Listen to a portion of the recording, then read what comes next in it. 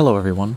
This is a first impression of the XMid 1P second generation, an ultralight dual-door double-wall shelter designed for long-distance backpacking that weighs 28 ounces. This is not a sponsored video. I got extremely lucky buying one of these during the first pre-sale, in which hundreds of tents sold out in 3 minutes. Because this is a second generation product, I'm going to be comparing to first gen, and also discussing why I'm personally interested in this, when I already own the first gen and other shelters. The XMid is a remarkably compact shelter, and the new version is the same size as the old, and I should note that the color in this shot isn't accurate. The second generation is slightly darker and more saturated. Later comparisons show the color difference better. On that note, I am a fan of the slightly darker sage. Additionally, I'm a fan of the new stakes.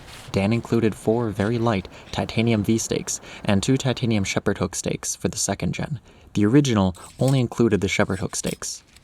Setting up the XMid is as easy as ever, although since this is the first time it's been set up, the inner is not connected to the outer, which does increase setup time. The recommended pole height is 46 inches. One reason why you might want to set up the fly and inner independently is if you're experiencing sustained rainfall. Being able to separately store your wet tent fly and dry inner means always being able to keep a dry floor.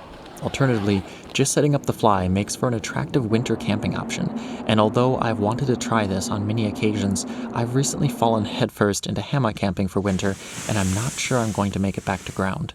Still, the fly makes for a spacious shelter that can fit 2 pads in a pinch if you don't mind being close.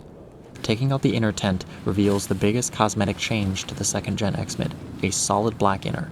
Connecting the inner net tent is straightforward and easy. There are D-rings on each corner, and the top clips into the fly with adjustable buckles. This can also be done while inside the fly if it's raining to stay dry. All in all, this is still an attractive tent in my opinion, and the slightly darker sage color is lovely. For comparison, I also set up the original XMid, and in this shot you can see the color difference much more true to life. Before going over some of the improvements, let's get a top-down view and go over the footprint. The overall design is the same, which means it still only takes 4 stakes to set up, with 2 optional stakes to secure the doors. Guylines at the peak provide additional stability if needed, and there are loops around the perimeter as well. The footprint remained 100 by 67 inches, but the inner has changed slightly from the old XMid. It's 4 inches wider, and longer, and also taller by 3 inches. There are also now panel pulls on the 2 doors, and those panel pulls can be attached to the inner, so the increased volume translates to the interior as well. Let's take a look at a few of the key improvements at work here. Starting off with those panel pulls, they're next to the door loop toggles. The original just has the door loops. And speaking of the doors, they now go all the way to the peak by shifting the vents over, giving 5 more inches of entry height to the doors, similar in design to the 2-person XMid, which is great for people of all heights. Additionally, the vent has a nicer design, with less Velcro overall, and a small patch for making sure the kickstand stays horizontal when packing up. I can't tell you how much I appreciate this small but wonderful design choice. The door zipper is as smooth as ever, but the stake loop is only on one side as opposed to both, and the line locks are gone, which is a nice simplification in my opinion, as I rarely used the other loop or the line locks. Moving to the interior, the biggest change is that it's larger. 30% larger by the numbers, and in practice, I can report that it certainly feels a bit bigger. Comparing it to the original XMid, the difference in size is significant. Oh, I should note that the white stripe on my XMid was my own addition. Skip to 350 in that review if you're curious. I also forgot a second set of trekking poles, so I improvised with an old shovel handle and some rocks. Seeing them side by side, the difference is significant but still not massive. The second gen XMid still doesn't have a ton of interior room, but it's gone from a rather narrow feeling tent to the space no longer being a big issue. For comparison, I pulled data from Switchback Travel's table of 1-person tents, and the XMid's 20 square feet of interior space does put it squarely in the middle of the pack. There are 2 things that really help maximize space here. The addition of a connection between the floor and trekking poles, and the aforementioned inner to panel pole connections at shoulder height that really open up the interior. When sitting on the inside, my shoulders brush the original XMid's netting occasionally, but on the second gen, I've got much more room.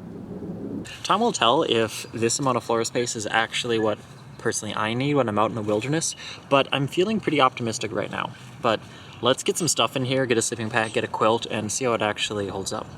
To give a sense of size, I put a standard width sleeping pad in both models.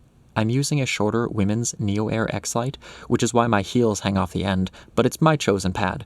I tried to get these shots as comparable as I could, but I definitely have the X Lite a bit more centered in the second gen.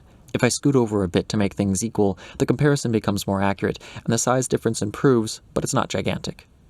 One thing I didn't talk about yet is headroom. Now, the original XMid had pretty good headroom, but it was hampered by that big mesh pocket that ran all along the frontier. When I loaded it up with stuff, and I liked to load up pockets with stuff, it would sag down and it would interfere. This year, I'm really glad to see that Dan took these, or made pockets over here that don't interfere with headroom as much. And I don't think that I'll miss the decreased storage space up there, because the two pockets they're pretty good. With a 20-degree quilt and a few common items on the interior, you can feel the extra room, but you'll need to shift your sleep setup to one side to accommodate this. At the top, there's space to stash a few items as well. For reference, I'm about 6 foot even and 145 pounds, and I fit quite comfortably on the interior with a pad and quilt.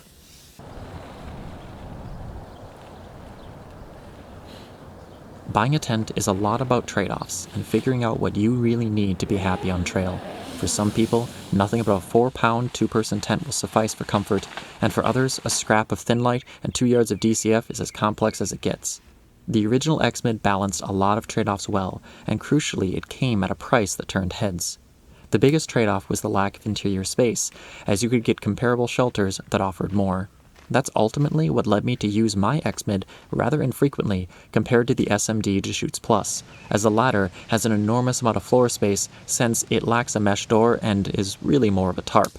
However, no shelter is without trade-offs, and after using the Deschutes Plus on 160 miles of the Colorado and Continental Divide Trail during days of sustained rain, I began to think fondly of my XMid with its excellent ventilation, long headroom, 4-stake setup, and double-wall construction.